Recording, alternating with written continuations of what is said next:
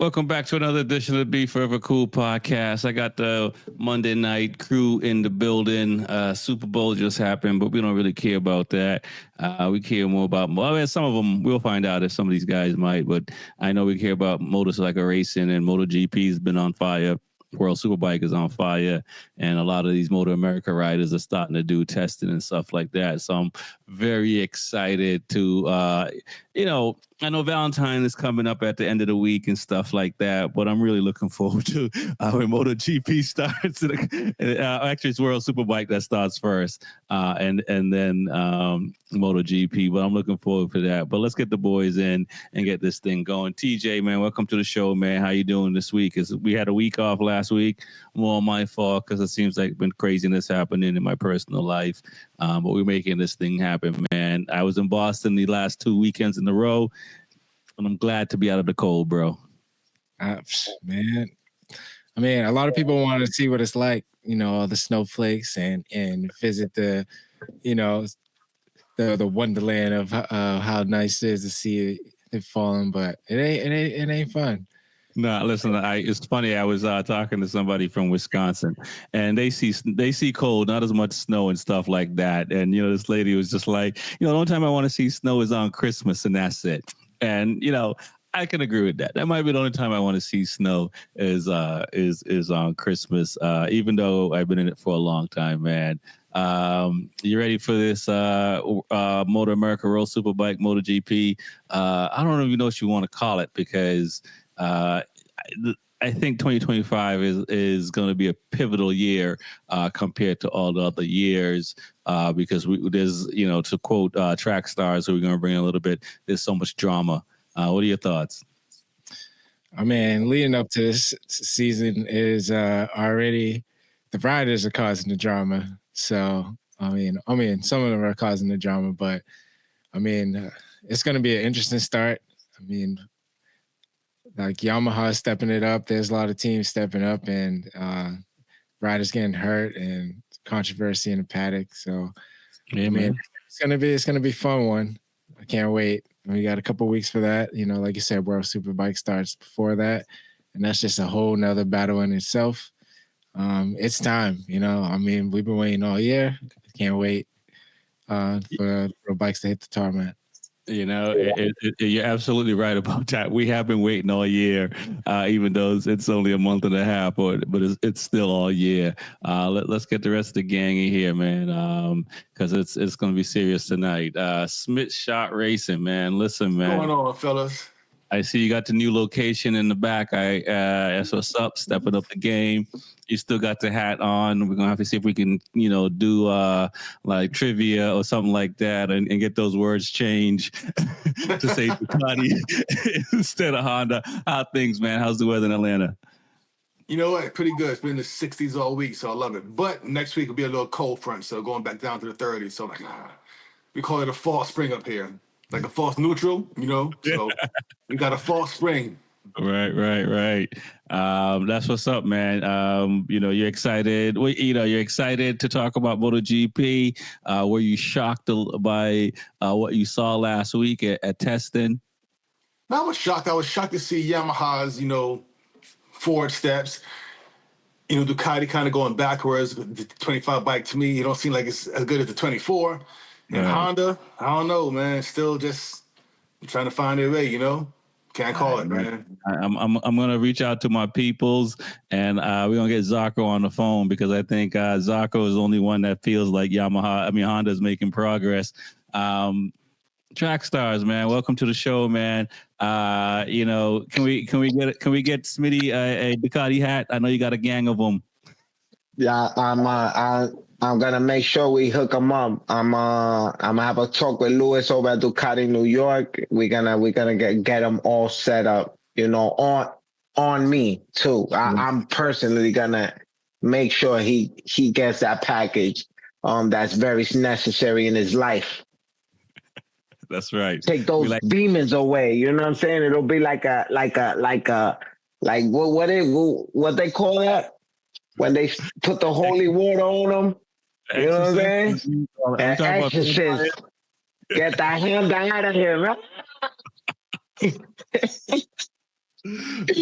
No doubt, no doubt. I did make reference to the Super Bowl.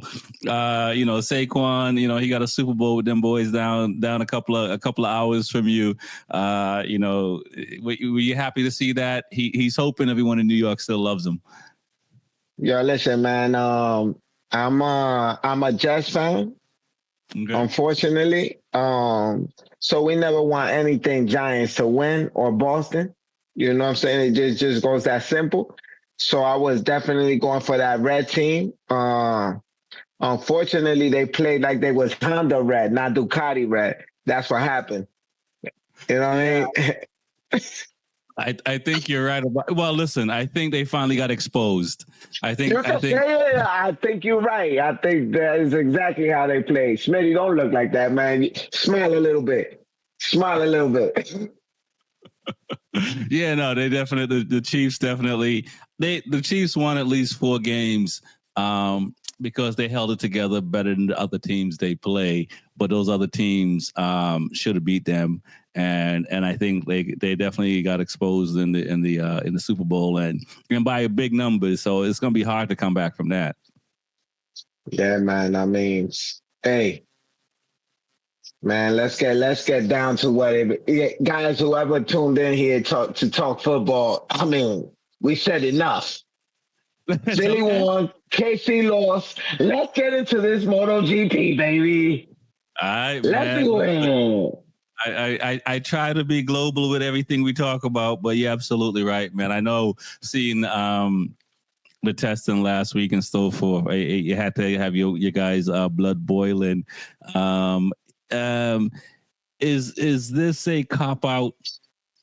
Not a cop out. Is this a way out from Jorge Martin being injured?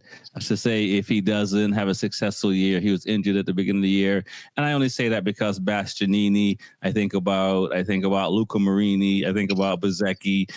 Granted, these guys, I don't know if they were. I think at the end of 2023, I felt like Bezzecchi had a chance in 24 to maybe, finish a lot better than he did, but injuries got in the way and stuff like that. Is this an excuse for Jorge Martin to say, hey, I was injured, I didn't get the same amount of seat time? Because we kind of said that for Morbidelli when he crashed in on the Ducati last year in just track time. We'll start with you, TJ. Is this a cop out for? It's not a cop out, but this is a way out for Jorge, or it shouldn't be. It can be. I'm saying once you deserve that title and when you earn that championship, like you got to defend it. So like if you get injured, you just got to fight through it. So you can't give any excuses. I mean, it's unfortunate what happened, and I guess it is kind of fortunate that it happened sooner than later. But I mean, yeah, you can't give no excuses on this. So I don't think it's a cop out. What are your thoughts, Smitty? I see the new location. I mean, we're gonna have to get some of those bikes up there. That's an 18-wheeler Honda truck, man. Come on, man. He out here. All right, man. I see you. We're gonna get you signed. We're getting you signed, man. Hey, listen, man. We're getting you signed. Is this an excuse like Rossi had with Ducati when Ducati was suffering? And Rossi was also injured as well because he had to get the surgery on his shoulder to come back after he left Ducati and stuff like that. Is this an excuse for Jorge Martin to say my year is going to be all right? Is this a cop out for Jorge Martin, or he'll be fine? No big deal.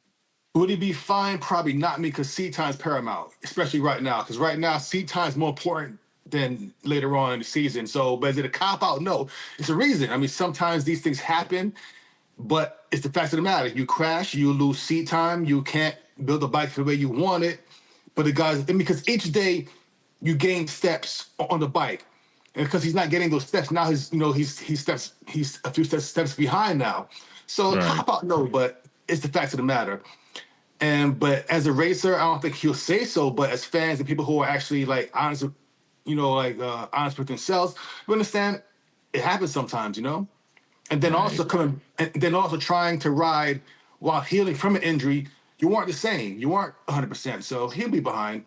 And I think he probably be behind until mid-season, probably, honestly, until they kind of catch up some. But right now, yeah, it's a hindrance for him. So, and it's a reason, not an excuse. Right. Now, Trax Starz, we were talking about this off air. Where Ducati is and the 2025 bike after testing. And as you hear Smitty talking about, Jorge Martin, probably will be back, maybe 6 races in, 7 races in, up to speed. Is it going to be a race between Ducati figuring out that 2025 bike and Jorge Martin just getting comfortable seat time on the Aprilia? That's going to make the difference. Is Jorge Martin not even a contender anymore for the title? Because as we see, I don't know how much you saw online. Some people are saying Ducati was just kind of taking it easy. They weren't really showing all their cards yet. Well, I got a friend, Andrew Johnson. He always says Ducati plays games, and he calls all their things Ducati tactics. And Ducati does use all their tactics possible. There's even, as we seeing right now, some Ducati tactics, like I said, the whole season, last season, it was going to happen this season within the pit, right next to each other. Pecco and Marquez, they already putting a fine line that come race day, that's it. No more developing, no more helping each other. It's the race is on. But let me tell you, Martin is no stranger to injuries, serious injuries. This guy, when he gets back on that bike and he gets clear to race, he's gonna be ready. Will the bike be ready for him to perform? That's now up to Bezzecchi.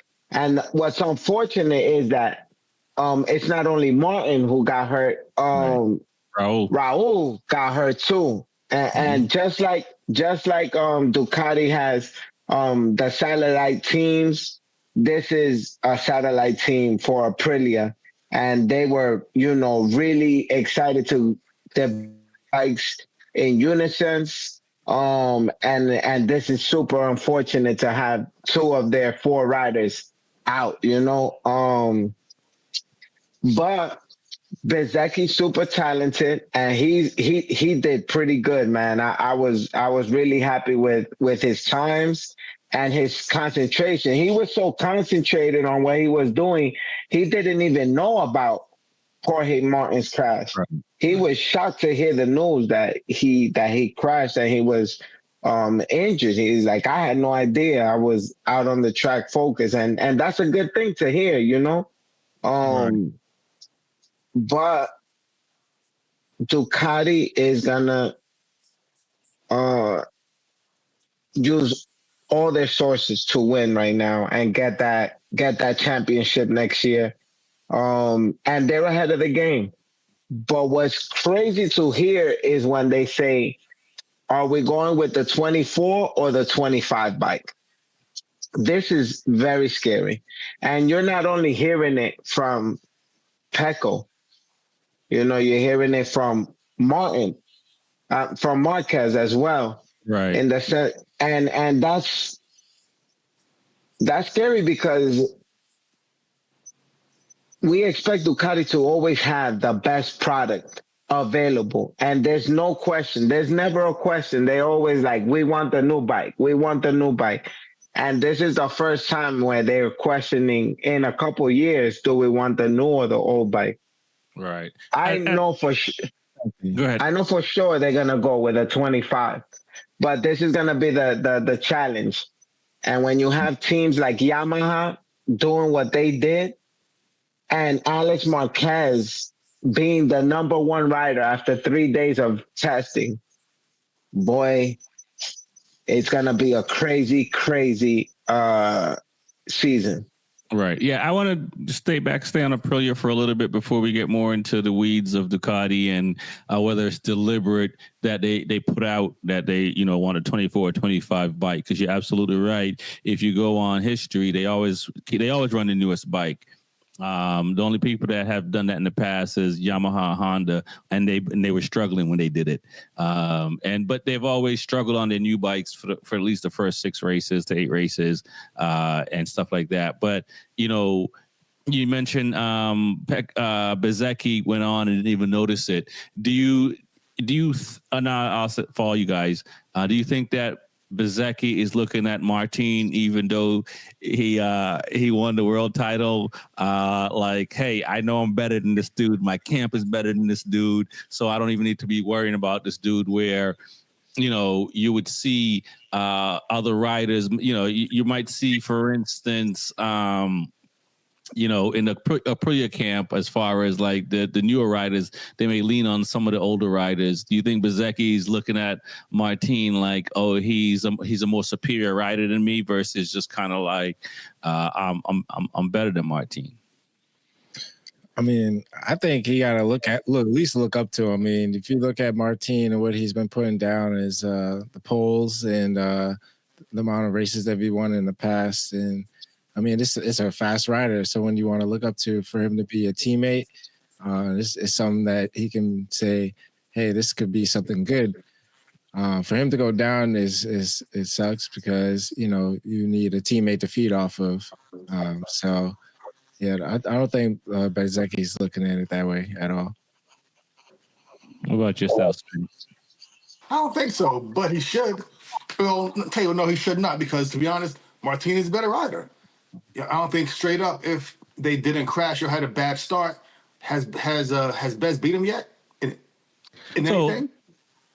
Well, I mean, Bezzecchi was on a 23 bike and struggled. Martin, when he was on a 23 bike, he struggled as well. So last year is an anomaly in the sense that and Bez also broke his collarbone and struggled. But if you look at the prior year, Bez had a decent run. Yeah, okay, he's close. I mean, but nah. And in Moto2, he was, to me, Bez was a better Moto2 rider than Martin.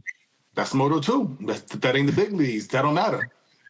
I mean, nah. We seen guys come from Moto2 and then GPs ain't do much. It's just a different ball game, Some guys adapt better. Some guys adapt well, some don't, Quartararo is a good example and won the world title, because he was also not good in Moto2. So yeah, right. Not to say he was bad, but he wasn't like Pecco or Costa, or Alex Marquez, right? Right, he crushed him. He was just good. Yeah, he won titles.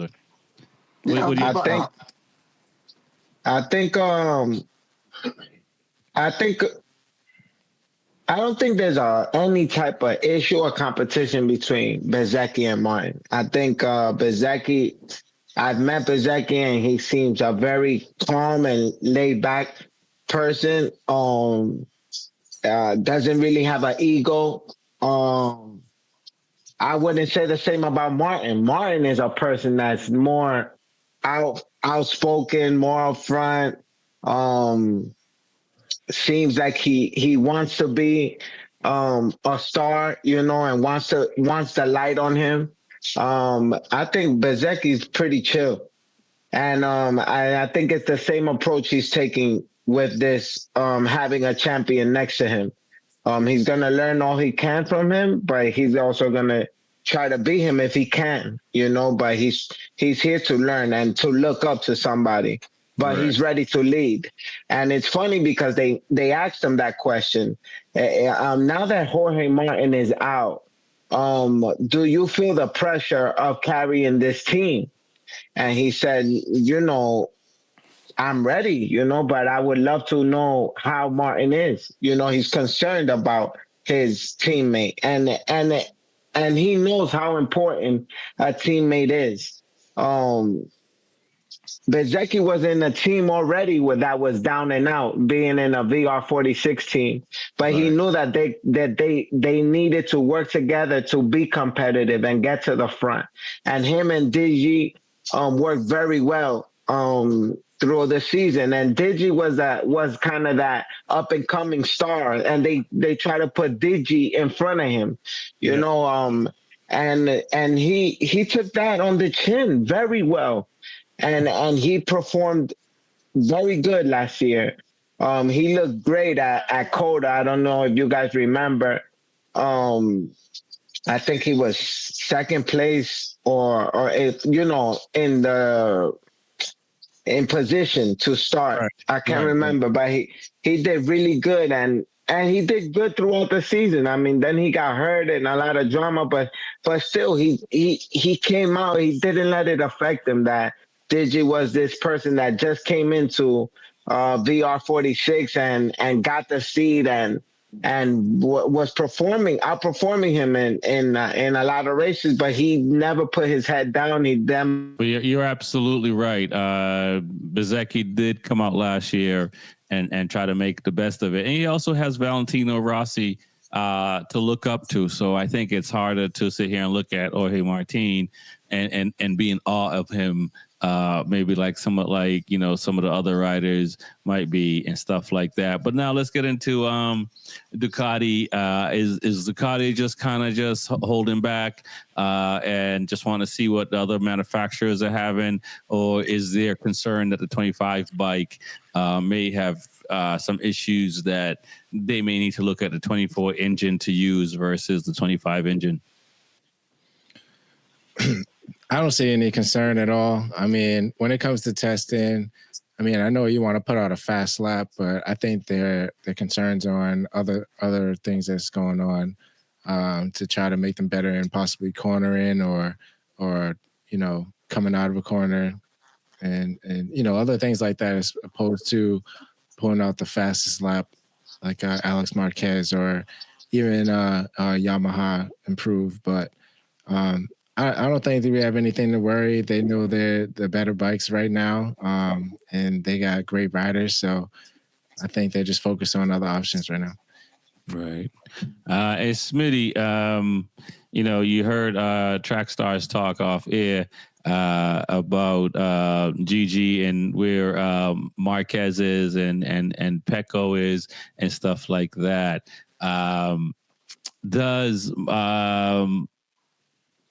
It's fair to say Ducati's going to win it again, and they don't care Why who the is that rider fair? is. I'm asking, is it fair? Nah, it's fair.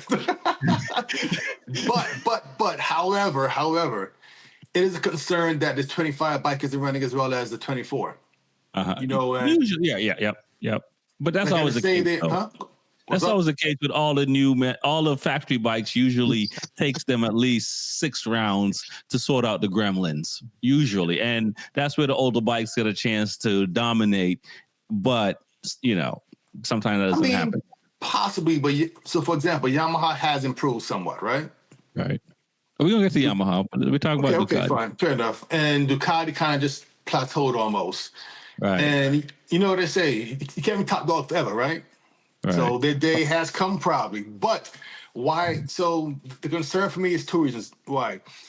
Even though the 25 bike is not as good as the 24, as a company, you got to use the new bike, because if you don't, you waste a ton of money in R&D, and then you look bad. Honestly, like I think as a company, you look bad riding the old bike, knowing that the new one didn't work, versus riding the new one that's not as good as the old one.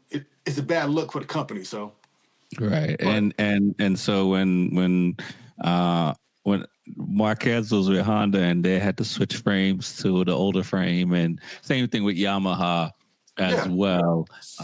Did they look? Do you feel they looked bad back then, or it was a necessary evil? I just want to make sure that we're looking at all the manufacturers with the same lens. It's not about Honda right now, man. Trying to drag Honda into this mess. It's not about Honda, man. Track Starz. Oh my God, it's not about Honda, but Zarco's making y'all look great. Let's give them their props. They and Zarco saying big progress. And Luca Marini and Mir feel the same way. It's a huge step that Honda has made with this new bike.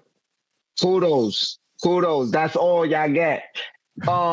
Because no matter what we look at, we got How many Ducatis in the front? 1, 2, 5, 6. 3, 4. All of them. Select all. Yo, select all. But at the front we have Alex Marquez by a 1/10 of a hundredth of a second. You know, Alex got a 156.4930, and Bagnaia got a 156.500 flat. Like, you know, so they're not that off. But we're talking about a 2-time champion against Alex Marquez. 2-time champion, Moto 2, but Moto 2, yeah, we're talking about MotoGP right now. Let's not lose focus. Don't distract them with the nonsense, my brother. Some people like that. We don't want smoke and mirrors here. But seriously, it says a lot about what's going on in these tests. And the craziness is that we have Marc Marquez in 5th. And that tells you the truth of where we're at. You know that Marc Marquez would have done anything to be number 1 on the last day of testing at this place. And that didn't happen. He's in 5th. And having even Fabio Quartararo in front of him, a bike that was in the back of the grid of the pack last season, it's a strong message from Yamaha, and it's a strong message to MotoGP that Marc Marquez is going to have a hard time next season. And really? I feel even more confident to say that Pecco will be champion next year. Okay. I know you mean this year, but I know what you mean. Yeah, I mean this year, as soon as the season starts. My bad, people. Yeah, okay. You guys feel the same way? I don't know. I mean, I still think Mark is probably the favorite right now. Okay. You know, like there's something in you where, like, if you're down, like you give it your all, and I think he has a little more than Pecco. Gotcha. And I mean, all right. I just think that he's just not showing his cards. We know Mark can pick himself up off his knee. Like, I haven't seen anyone other rider do anything like that. You seen Pecco drag his knee and fall, pick himself up? I don't know. It's just Pecco doesn't crash like that. I'm sorry to jump, but Pecco don't need to crash like that. I'll go on a record and saying I agree with that. Mark isn't showing all his cards yet. And I feel the same way that Pecco. I think Ducati is not showing all their cards, so I don't think it's just Mark. I think it's a factory, it's an order, Ducati order. We're not showing all our cards. I don't think it's just necessarily just Pecco or Marquez. I think in general. But go ahead, Smitty. You get to. Are you on board with us, or do you agree with Trax Starz? I think Marquez is going to win it next year. Honestly, not Pecco, man. Okay. Is that Honda talking or just no, man? Come on, man. No, it's not my Honda vibes talking. It's Marquez. I think he's a better rider still, you know? Okay. You got the orange pouring out your eyes, boy. Nah, look, I think a healthy, motivated Marquez is the best rider on the grid. And now he has the so-called best bike. I mean, so you can't say he's not the favorite. Right. He hasn't been the best in like 4 years, my brother. How is he the best? Man. He's been hurt. But I will say that. I say that Pecco is the most with the most accolades that can challenge Marc Marquez, because everyone else either has one title or no title. And so Pecco is the closest thing because he has 2 titles. And let's be specific, in MotoGP, not any of the other classes. And as of recent, don't forget to add that. As of recent. So, yes. Thank you. Yes. And I don't believe Lewis Hamilton is done in Formula One, so I don't believe Marquez is done in MotoGP. But based on that, and based on the struggles of Quartararo and Mir, which, to my knowledge, they're the only other 2 riders in MotoGP with a world title beside Marquez. Well, Jorge Martin now. So yeah. So it's like 5 riders with world titles in MotoGP right now. and 3 of them only have 1. Okay, I mean, fair point. So yeah, so so where does that leave KTM? I mean, we bankrupt, you know. Ooh, Trying to borrow. KTM, man, KTM. Yeah, where's that leave KTM? I mean, I don't know, man. That is I mean, the good thing is they have 4 bikes, so they can do a little something. They do have good riders also on their KTM. So, I mean, they're not out of the water. I mean, as far as their situation of their money and all that, that is a whole nother story. But if they can get a little bit of funding towards this season, they can put something together. They usually start really strong, and I think that is like what you were saying. All the new bikes still got to figure out their kinks, where they can get in the top of the grid in the beginning of the season, but they started to fade out at the end of the year. So hopefully they can figure that out. Right. So yeah, it sounds like as a Pit Buyer, I might be messing up his last name. He's stepping down as CEO from KTM. A lot of changes in the back end, and Via Gusta sold off. I don't know who they sold off to.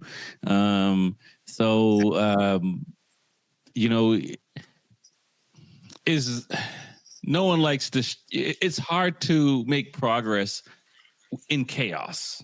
Right. Okay. Usually in chaos, we're just trying to stop whatever is leaking, breaking, whatever. And then once we stop the bleeding, we can try to figure out how we can move forward. So in a moment where they literally they don't know if they've stopped the bleeding yet. Right. They're just making changes for the public, for us to see. And so we may feel differently about the brand. But until racing starts, it's going to be really hard to know where KTM stands. Okay, that's Well, fair. I think what I hope does not happen is they ruin Acosta. Like in football, if you draft let's say a QB to a bad team, you got bad coaching around him, and he just doesn't develop well. And then he's a bust. Then he goes to a new team, like, wow, this guy was good, but he had a bad environment. So I hope that is not affect Acosta, because I mean I'm a huge fan of Pedro, big time. So. Right. Hope he gets on a good team one day and show what he really could do, on a good bike. Right. With a stable team, Right. And KTM. Man, wait. Go ahead. No, KTM does, sign these long contracts so that way you're kind of forced to stay with them. So, on one hand, if the situation was different in the sense of all their financial woes, it would be like it's awesome. But where you see financial woes, and you see that they brought Acosta up early so he wouldn't go to Ducati and stuff like that. They don't necessarily see. They're not selling brand loyalty like Ducati and I would say Yamaha.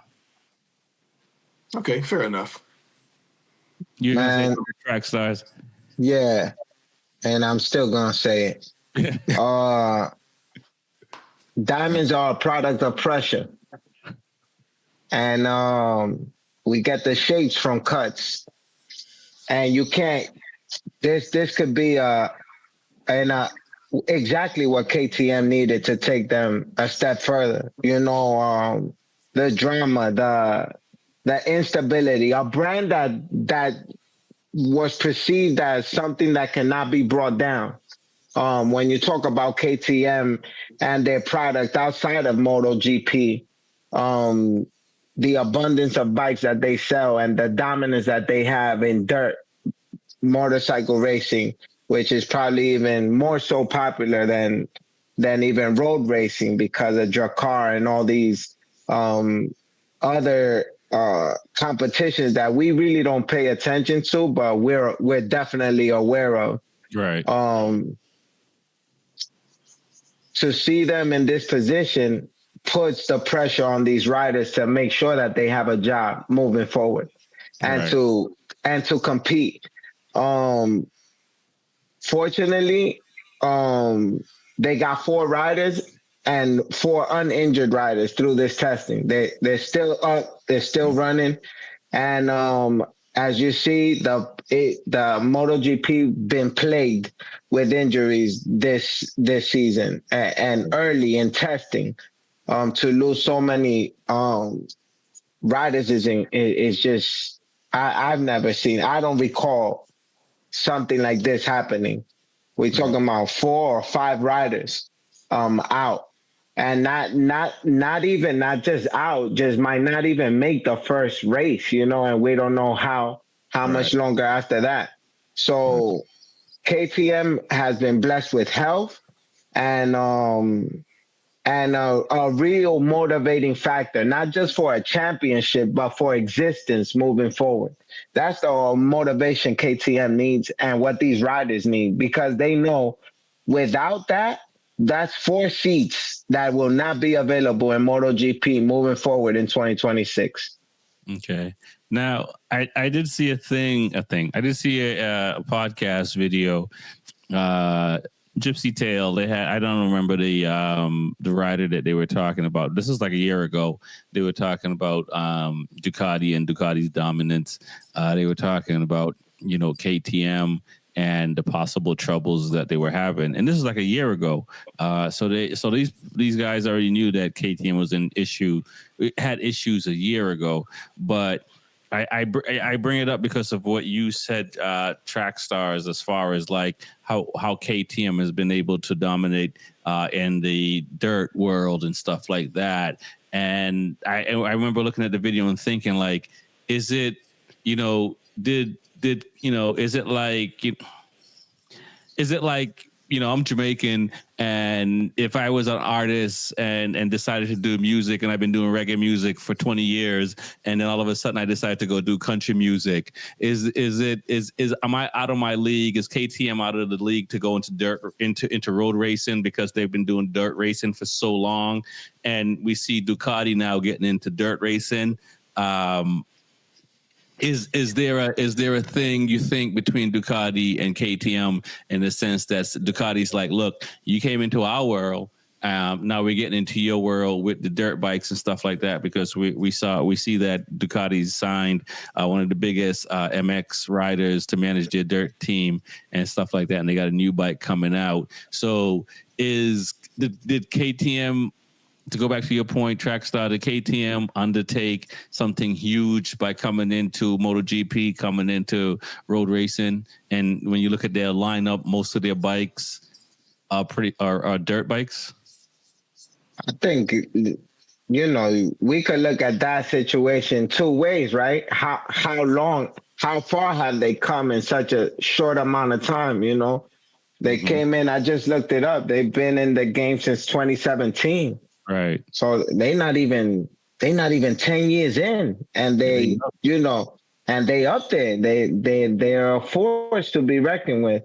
And it goes to just show the quality of motorcycles they build, their competitive nature. And like I told you, it's just a motivating factor in racing that we utilize. We try to use, even us, right? We come out from nothing, but we make it to the track and try to outdo ourselves consistently to get better. And we put our finances into this because this is what we love to do.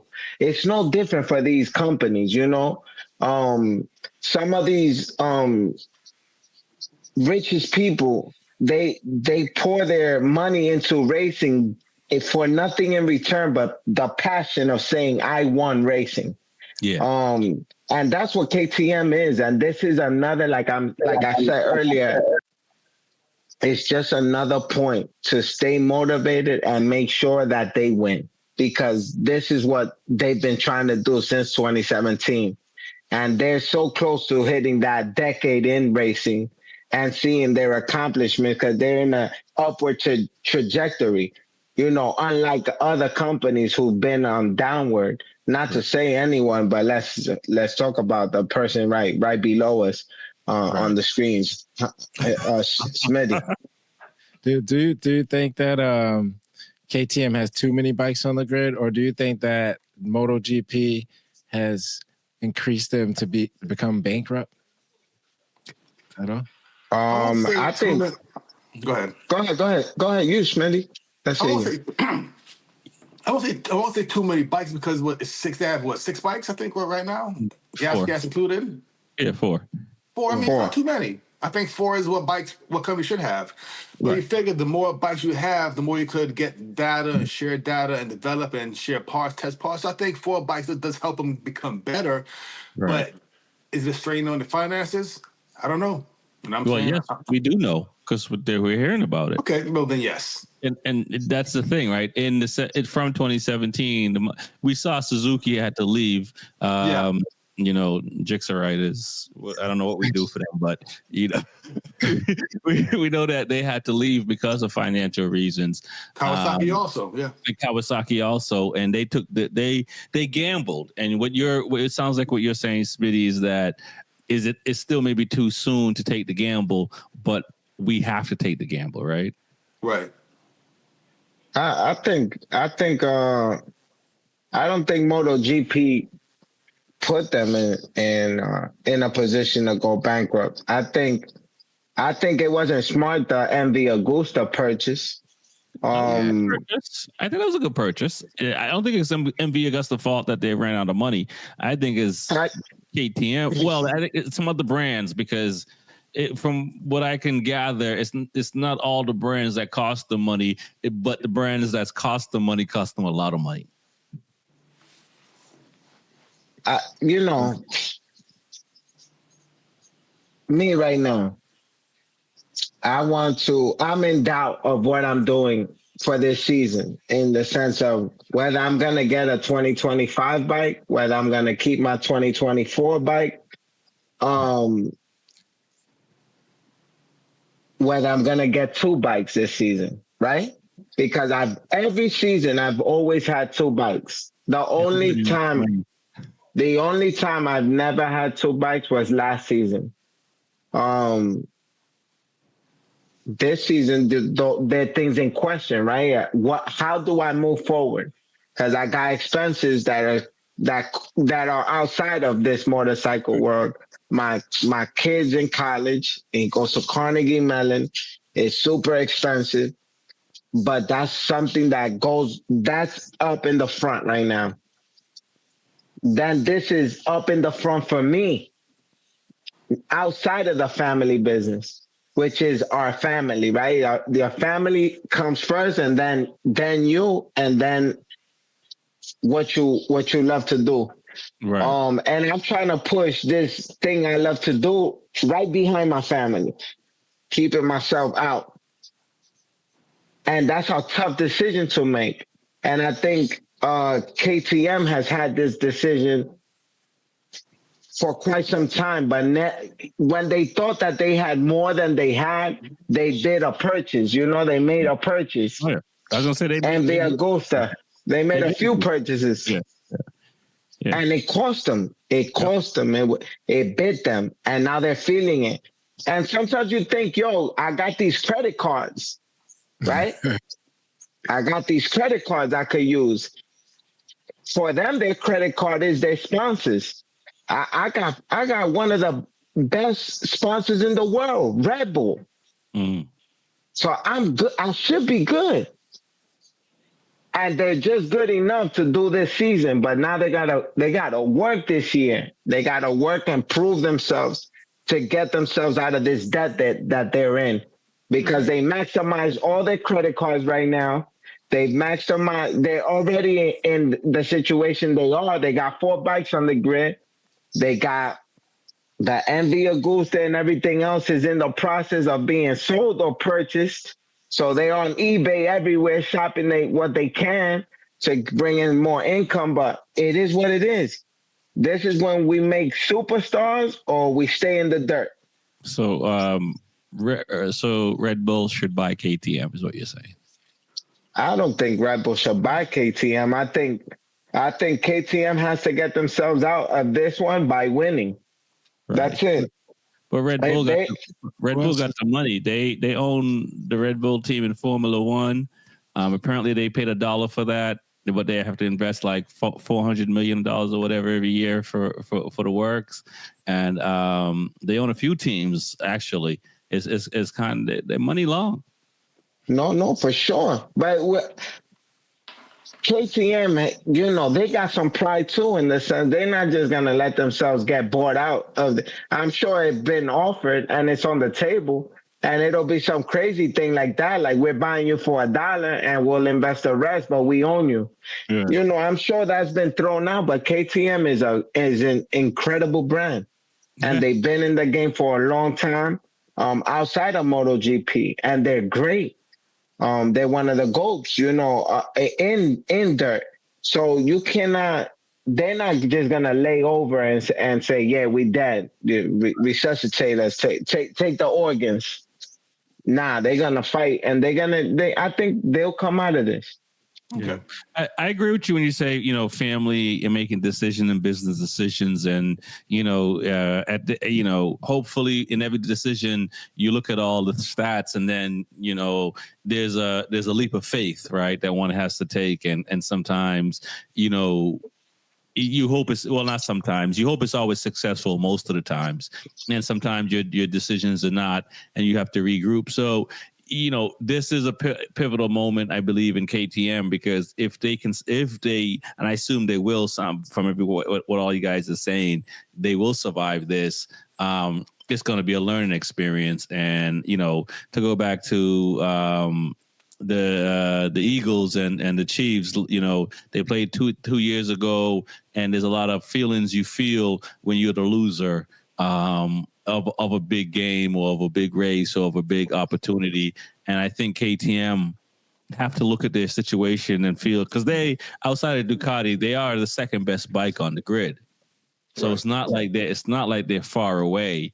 They're a lot closer to a world title at the moment than Honda and Yamaha and Aprilia are out. So it's just a matter of, you know, I think what happens this year will play a big part, but, you know, as human beings, and we have to think about family, and we work for companies that are restructuring and changing and going through these times, it's very difficult, because you have the decision makers making decisions, but then the employees who have families, they have to make decisions too, and it is a lot of moving parts. Hell yeah, imagine the amount of jobs. You know, this is not just these are people's lives. You know, and like, when I talk about it, like, I'm playing with money of my family to come out here and enjoy this track motorcycle bike life. But I'm playing with the family's money. So even though it's a business for me too, Starz is my business. I have an EIN. Like, we're supposed to be profitable doing this, not losing money. I have to make sure that everyone's employed, that my son's able to go to Carnegie Mellon, that my youngest one is able to get his sneakers and play his video games and feel comfortable going to school, and that he's fed, and that the bills in the house is paid. There's a lot of factors that go into it, because if I mess this money up, we out of jobs. My son got to come back from Carnegie Mellon, come to a state school, which might not be the worst thing, but where you going to go? Bronx Community College, or you're going to go to Carnegie Mellon? Number one school in AI, artificial intelligence. They might not even have a computer science program at Bronx Community College. It's crazy. Yeah, and you can't play with that. No, you can't. But we do, right? You can't play with it, but we do. Because you're trying to win. Yeah, you're trying to win, because the capital of KTM, even just placing again, be the number 2 motorcycle on the grid. Yo, that says multitude of success and their capability. And that they deserve to be here. We don't want another bike like Suzuki, a championship bike, to come off the grid and disappear, because the funds aren't there. Yeah, and that's the thing. It's like they're so close that you have to push forward. You have to Yeah. say, family, we're betting everything. We're going all in. All We don't know how it's going to turn out, but we're going all in. And I don't want to go. We as you mentioned earlier when we were talking about, when I was talking about football, and you mentioned this is a MotoGP show, but there's families every day, there's companies every day that are making decisions that, okay, we have to let people go, and these people are sitting here saying to their family or whomever, I can't do what I used to do because I'm not making the money anymore. So it's like, when we hear, like, I hear what you're saying, and we have to be very mindful of that. There are already companies and people already going through that currently and have gone through that in always in life. There's always companies going under. There's a small percentage of companies that succeed. There's a small percentage of people that succeed. And it is every day. And when you think about how you feel about your family and where you are, when you think of like KTM or Honda, Ducati, or Yamaha, where they got, I don't know, they probably got over 100,000 employees, and those people have how many family members? I mean, it also puts a toll. Like when you let go all these employees, you just leave the rest of the load on to the employees that are there, and eventually those employees are gonna be like, "Yeah, I'm all set." Yeah. I mean, we see it. I don't know what happened with the CEO, but the CEO stepped down. They probably already seen like, yeah, this is going to be too much for me. I can't deal with it. And it's just a trickle effect. So, I mean, we see what lies ahead, the opportunity that they still have. But, I mean, now thinking about what you just said on that, like, I mean, if anything goes wrong, it can just get bad really fast. Yeah. So real quick, what are you saying, Smitty? No. I know you got a backyard full of Honda merch that you can sell. Nah, you know what? I said my piece already about hope it just doesn't affect Pedro. That's all. But if they go bankrupt, I hope they don't. But like, I want to see more manufacturers in MotoGP. I miss seeing Suzuki. I miss seeing Kawasaki. Because those are big companies. Those are big bike. Those are like bike companies. That should be in GP. You're right. And so Agree. BMW one day. I completely agree. But and again, I don't mean to make this too political, but that only works in a society where we're all sharing the same burden. Is the cleanest way I can say it. In a capitalistic society, it's all about business. It doesn't when you hear it, it's good business. This is good business. It's like, and I don't know. And we may not be the people. I don't know who the people is to answer that, because at some point it should be, I don't want to say more than good business, but it should be something else other than good business, because it should be good for the people that are in this business or in this industry. It shouldn't just be good business. Well, it's crazy, right? Like right now, everybody's hearing this situation with KTM, right? So what happens? People all of a sudden are like, so are the bikes on sale? Are they discounted? No, they're not. The bikes are still selling for the same price. They're still there. But it brings a conversation, right? That's the whole thing with racing. Racing is just a selling. It's supposed to be a selling point of products, to make you want to purchase. Maybe you don't purchase the car, but maybe you purchase Tide. Maybe you don't purchase a KTM, but you start buying Red Bull. This is a way of selling something to you.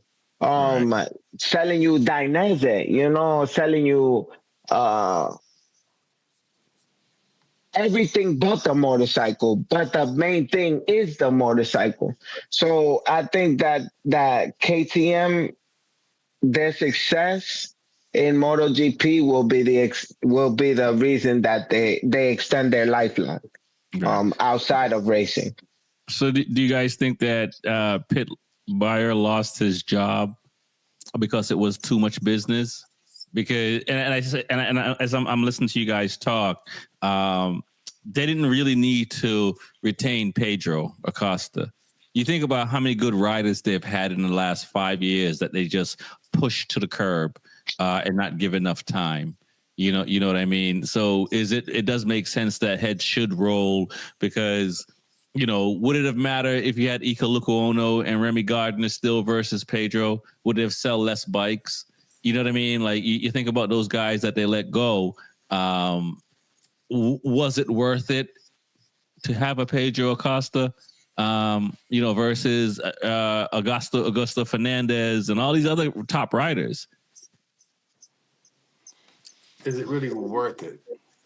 No, you look at where they are now with the struggles, right? You're right. They had to pay that money for him. They had to give up opportunities for him. They got rid of Jack Miller for him for the factory seat. I think that move was made about the future. It's always best to have a young guy with potential than an old guy that's just okay. It's like sports. You want that young quarterback in the first round versus that old free agent. Yeah, but Ika was young. Huh? Ika Lukuono was young. Remy Gardner was Pedro, young. Though. They got Pedro. 1 year. Yeah, but if Pedro's not on a KTM in 2026, because he's you see that's what I'm saying. Like in that like, is it worth it to have? Well, the Bulls didn't know they had a Michael Jordan. They knew they had a good player, but they didn't know they have a Michael Jordan. The Lakers didn't know they had a Kobe Bryant that we had today. But there's some teams that are betting that these young kids are going to be the Michael Jordan, the Kobe Bryants. But when they were but when they first got into the league, we didn't sit here and go, yo, they're dope. They earned that spot. You know what I'm saying? And even Marc Marquez, to a degree, earned the spot because we've never really seen a Marc Marquez really before that to say we knew what we had. But I think they've been trying to turn some riders into Marc Marquez for a while. But they've discarded so many good riders that would have probably saved them some money and brought the program further than doing what they're doing, because they were hoping that Martin would have stayed with them instead of going to Ducati when Martin went to MotoGP, because he was still on the Red Bull KTM in Moto2. Is it more of a real screw up for them? You think about these NBA GMs and so forth that let players go that they had and didn't realize what they had and stuff like that. I mean, the numbers don't lie. Yeah. Go ahead, TJ. No, I mean, I still got a question on that. Like, does it cost? For one, me and Rex used to talk about this all the time, but I always used to get upset with KTM, how they used to just let go of riders so fast, not let them develop. So at this point, does it cost them more money by letting go riders to try to replace them with a better rider over contracts? Like, I don't know how that works. But I think it does affect them by not settling and making a decision and pursuing with the rider. I mean, what do you think? Let's look at right now, the standings right now, after 3 days of testing, where this at. Pedro Acosta is right under Marc Marquez. Yeah. Well, what I'm saying is, you know what I mean? What? By them getting rid of all the riders leading up to Pedro Acosta, like, what if it wasn't Pedro for another 3 years? Were they going to keep doing the same thing until they get a Pedro? Like, yeah, that's what teams do. I mean, yeah, go ahead, Smitty. I love your first sentence. Go ahead. So bring it back to football. So my team is the Raiders, and they'll hire a new coach every 2 years until they get the right coach. We just had coach last year, Antonio Pierce. We had Josh McDaniels, John Gruden. We got Pete Carroll now, and that's all like a 5-year span. Done though, huh? One and done.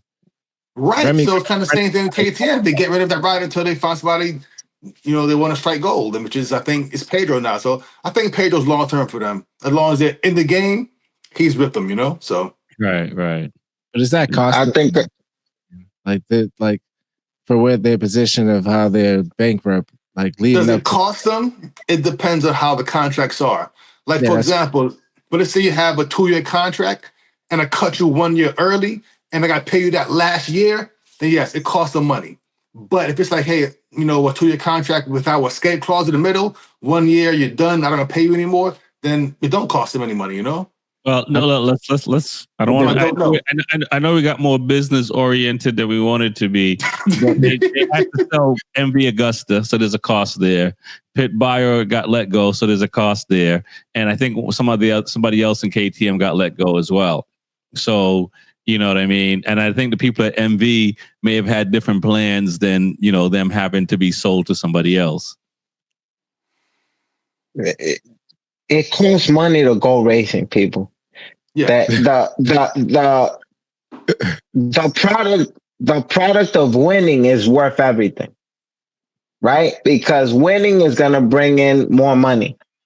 You're right. I'm laughing, but you're right. And now whether it's losing a pit crew member, a chief. Yeah, those are the people that you kind of sometimes you say, "Yo, I gotta sacrifice it. You out of here. I'm bringing in the next mechanic." Because the one thing that you trust in, that you invested your money in, is in your riders.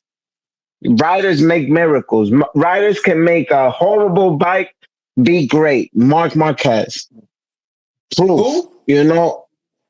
Mark Marquez. I give him his credit. I give him his credit, man. I really do. Sure, you know what I'm saying? I really do. But there's nothing like investing in talent, and talent comes from people.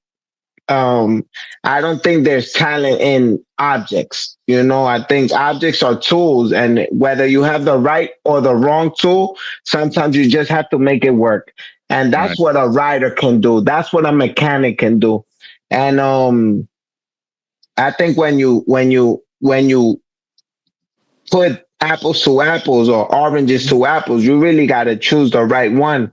And you're always going to go with the rider. Like you're always going to go with the quarterback. Like you're always going to go with your superstar on the team, whether he's the point guard or the center. You're not going to go with the coach. You're going to let the coach go.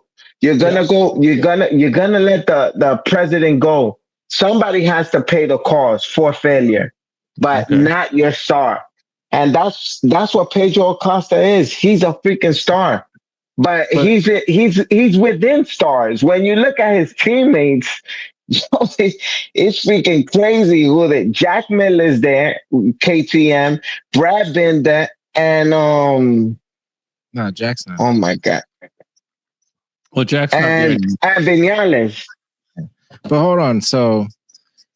Before, when Jack Miller was going to KTM, it was a big deal. Like, oh, he's coming from Ducati. He's gonna, not rebrand KTM, but make a difference. But I don't know. It must be something in between, like in the paddock, where somebody working is no chemistry somewhere, because they start off and then they fade away. Like I can't blame it all on the rider. I know Jack Miller is not a bad rider. I know Remy not a bad rider. Like something else has to happen where for them to say like, hey, I know I can't develop you, so you're not enough. Let's move on. Granted, I'm not saying keep a rider for 5-6 years. I'm just saying like, I don't know if that's just Smitty. On what part? Any part. I mean, I see you got 1.8 in the back, so I was going to ask about that, but like, Is KTM starting to look like Honda? Nah, it's different. Because Honda's problem is not money at all. Honda has the money. They're stuck in the old ways of developing bikes. So totally different problem. Right, but looking out for their riders and not not saying it's Honda way or no way. It's but I think Ducati lately has been doing a pretty good job at listening to riders. They do. I give them credit for that, That's the difference where I think forever it's always been about credit. What the bosses say. Ducati's more rider friendly. Simple as that. And some companies are look, like some companies that they don't trust the guys that write anyway. It's, hey, Howard, the data says this, engineers say that, you're doing this. So Right. Ducati, yes, they're very more rider friendly and it's a better environment. So yeah, they're okay. But Howard's problem, like I said, is just lack of development. KTM right now is lack of money, so not the Right. same problem. Right. Well, we don't know because they're cutting ties to things. They're not necessarily going in the bank. They just selling off products or cutting things. So, when you look at US, and again, I don't know, this sounds like a business show tonight versus a MotoGP show. When you look at companies, there's two ways to make money. You either cut employees or cut thing cost, or you sell products. I mean this is what we do. At the end of the day, every one of us listening to this show, participating in this show, our thing every single day is finances. Finances come first. You have to calculate how much money you have and what that money is going to allow you to do. And the one thing that we all will not sacrifice is our bikes. If we have to work 2 jobs, 3 jobs to do this shit, we're going to do it. We're going to figure it out. We're going to figure it out because the one thing I need is my bike. My bike is my solitude. It's my peace of mind. It's the one thing that keeps me from killing somebody outside.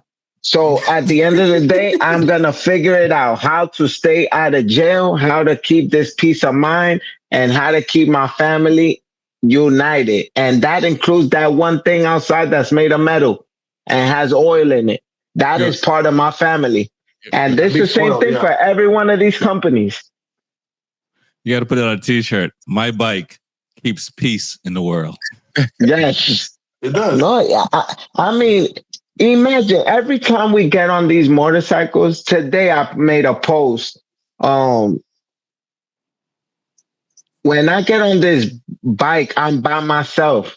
Right. There's only one seat on my bike, and it's for me. Yeah. But when I ride next to that rider next to me on the street or the track, that's my family. Now we are packed.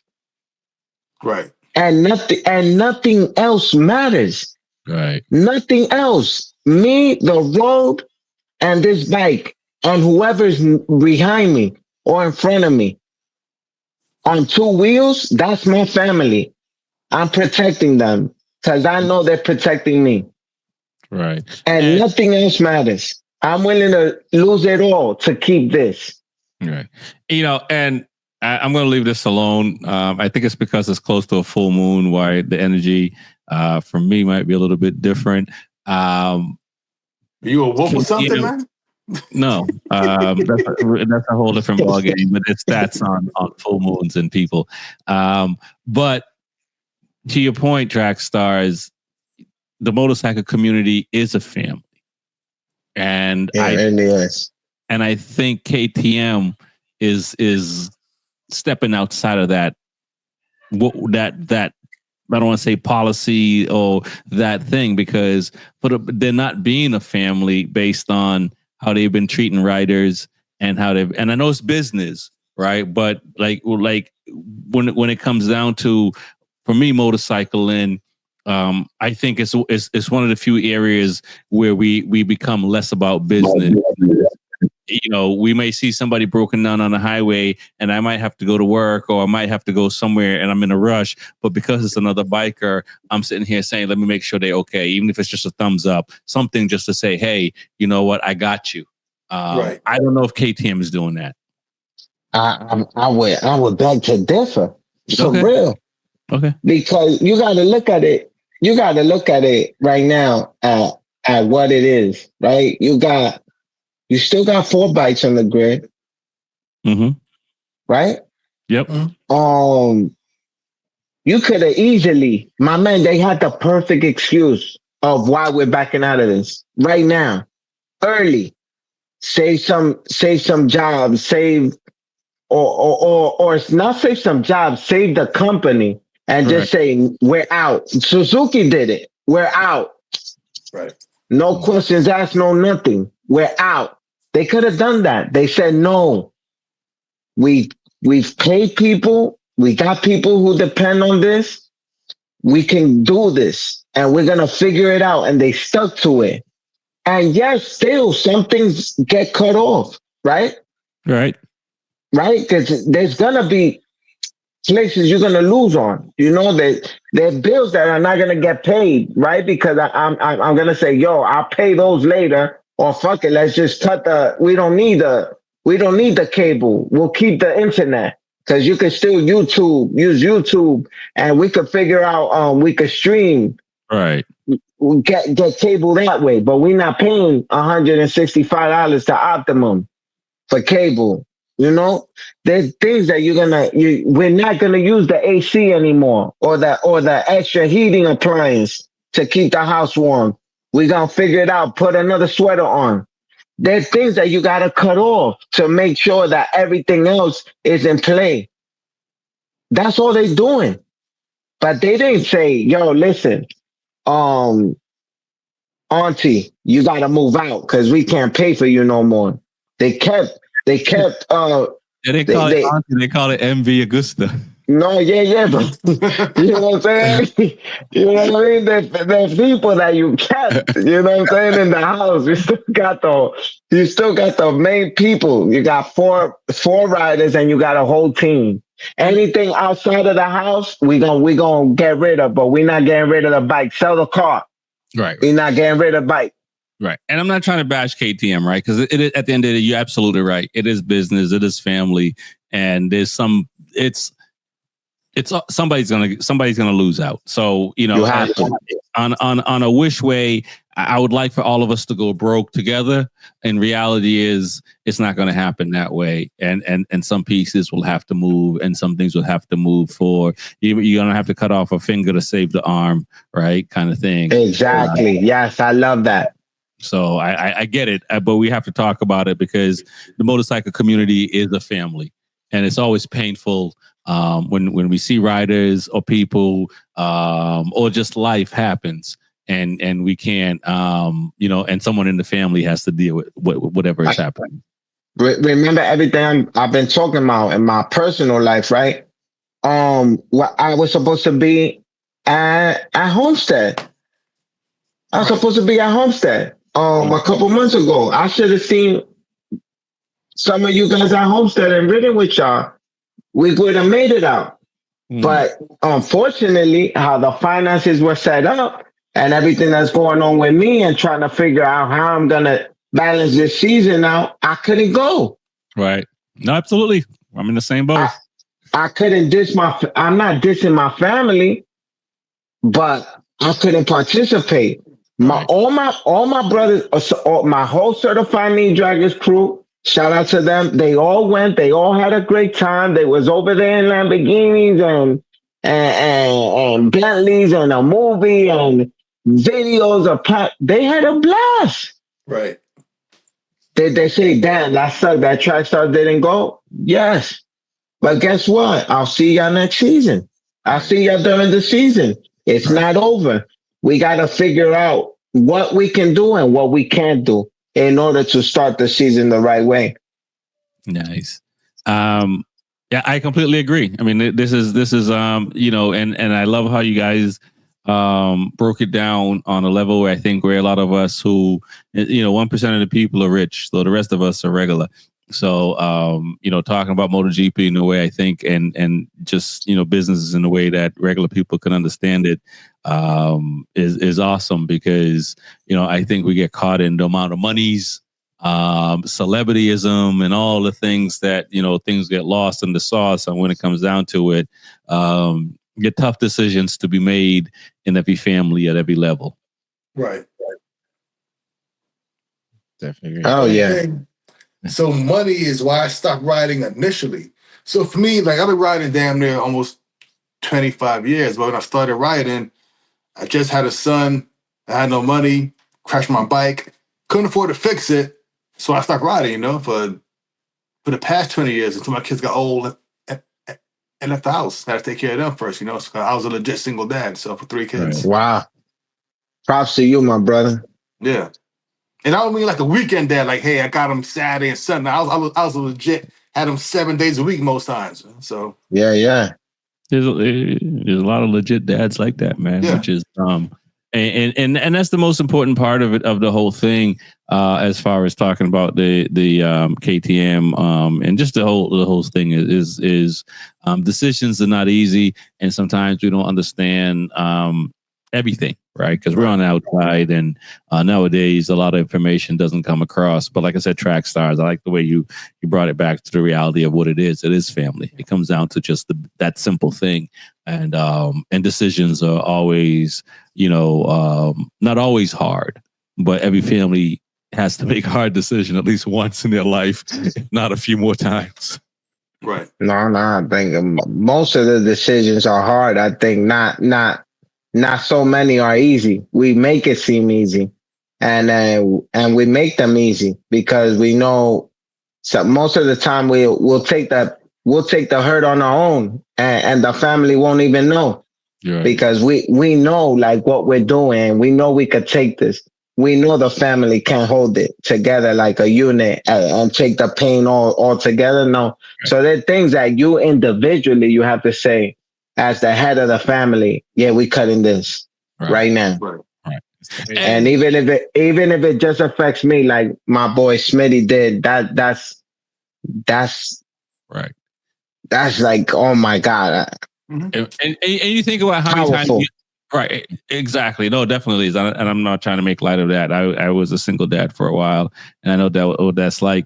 And 9 times, we don't have to get caught up on the numbers, but majority of the times when we have to make that decision, say the family can't know. Most of the times these things work out. We're the ones, not we're the ones, but generally we're the ones sweating. And 9 times out of 10, these things work out. But every once in a while, they don't work out, and you have to face the music. And it seemed like KTM, had to face the music because too many people in the family knew about it. So you had no choice but to fess up. And I think that's where it is with them, because I'm pretty sure it's not the first time they had questions about financial issues, and they probably figured out solutions that were able to make it work in the past. And this time, it was enough that they had to call cousins and aunties and uncles and whoever else and let them know Christmas is going to be different this year. Right. Yeah. The motorcycle family, like when I started riding, it was just like all positive. Like I haven't been in any motorcycle community where you see people arguing or fighting or anything like that.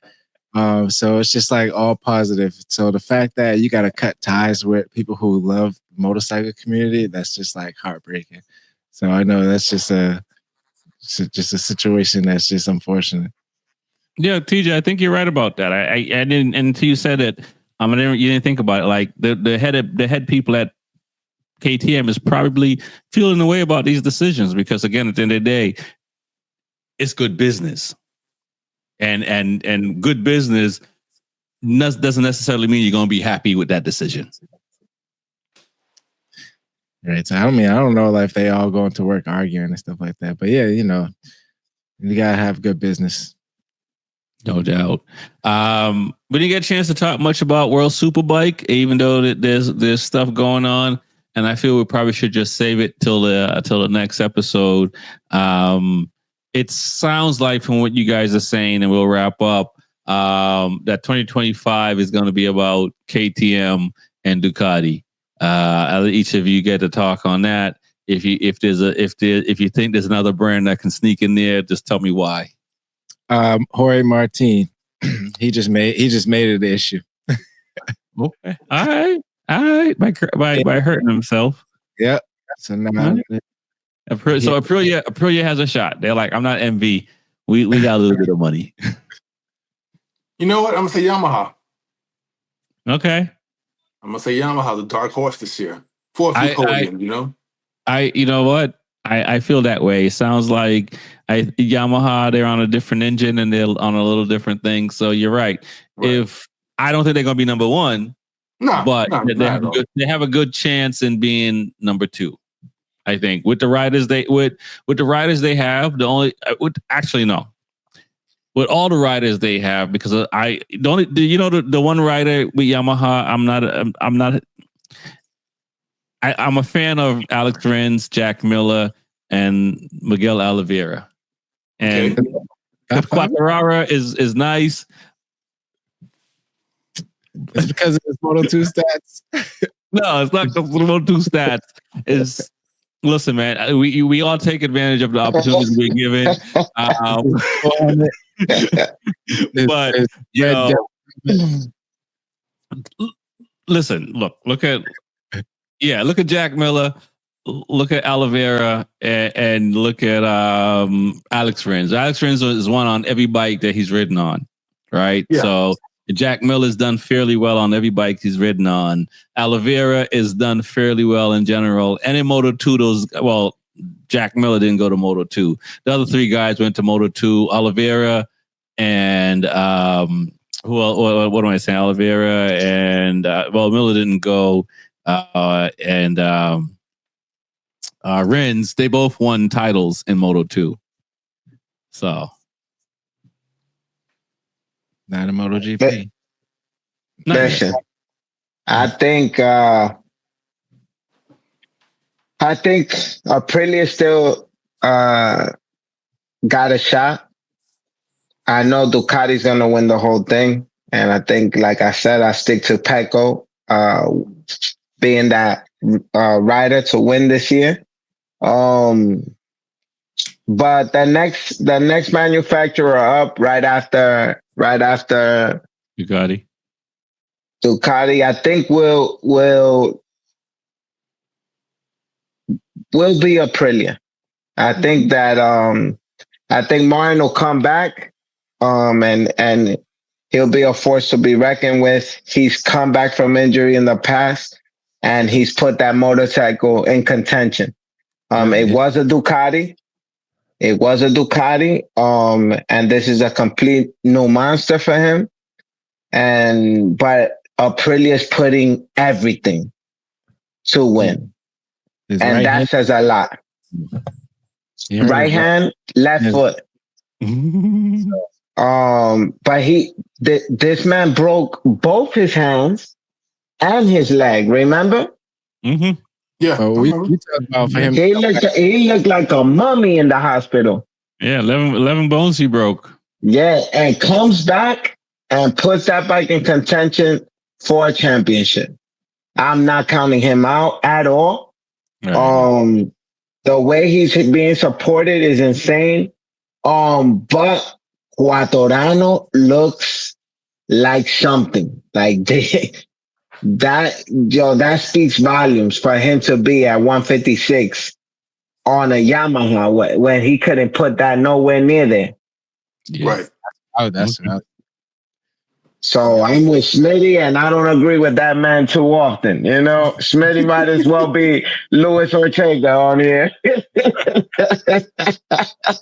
Hey, man. Hey, 2 times a day, you could be a broken clock can be right. Not saying you just right on that. His heart is broken. Not his We'll on be back. Yeah. For sure. Let's shout out the sponsors, man, and tell people how they can find you. You can find me on Instagram, TikTok, 2 Wheels and Coffee, number 2 Wheels and Coffee with a K. J&G Performance always help me service my bike and locally. Woodcraft Technologies for all the parts. Official Vortex and Hideaway RV Rentals. I might have to use that Hideaway RV Rentals because I like how that drop off and I show up. Yeah, that, definitely going to get that more out there as this season is approaching. Here's the boy Smitty, Smith Shot Racing, sponsors Vortex and Blood Lubricants, and that is it. Blood. It's your lubricant? What is that? Hang on. Oil. Boil lubricant. Blood, BLUD lubricants, oil. Okay, blood. Okay, all right. I'll be filed next time and show you, man. Yeah. We're gonna have to. Does Ducati ever use stuff like that? Nah, because if you do, it'll leak out, man. You ain't right.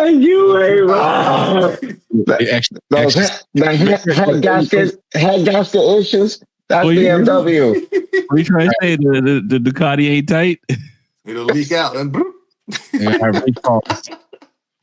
see. Oh my God. This your boy Trax Stars, man. You can find me on Instagram at Trax Stars, spelled the wrong way. TRAX_stars.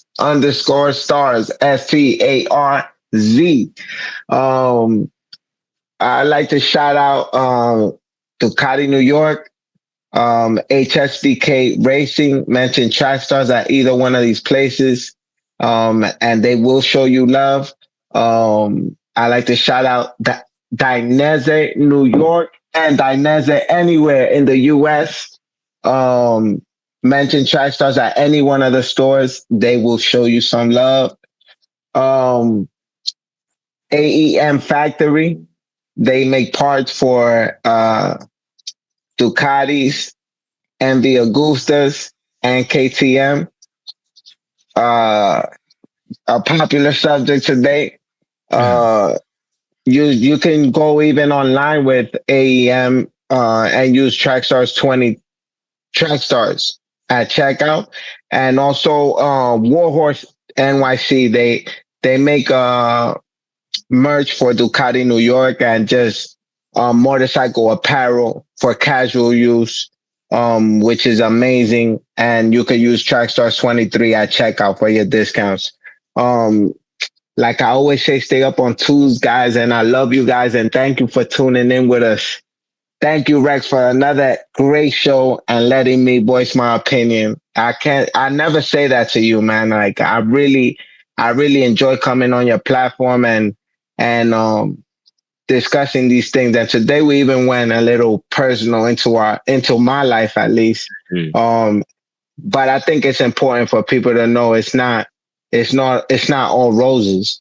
We're gonna go through hard times, but the best thing is speaking with those above you and those under you to make sure that everyone comes out with smiles, including yourself. And even Smitty today to get so personal and say something he experienced in his life, and to even sacrifice this thing that we know he's super passionate about for so many years. But guess what? He got back to it. So sometimes you got to do the ultimate sacrifice to get that sacrifice back. We can get out of situations and come back to them and come back better than ever, because it's a business now for Smitty. It's a YouTube channel. It's this show for Smitty. It's racing for Smitty. But he overcame that. Just like these big corporations will too. KTM will come out of this. We got to be confident in ourselves and in the people surrounding us. There will be hard times, but they will be good times. Right. Hey, yeah, man. I appreciate those words, and I appreciate you guys, because I wouldn't have been able to do this without any of you guys.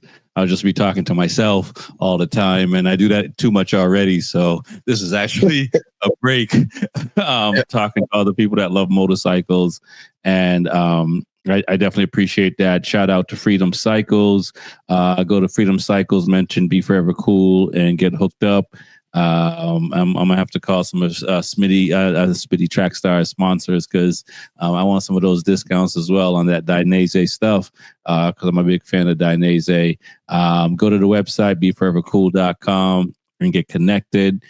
Join the Patreon membership and get exclusives.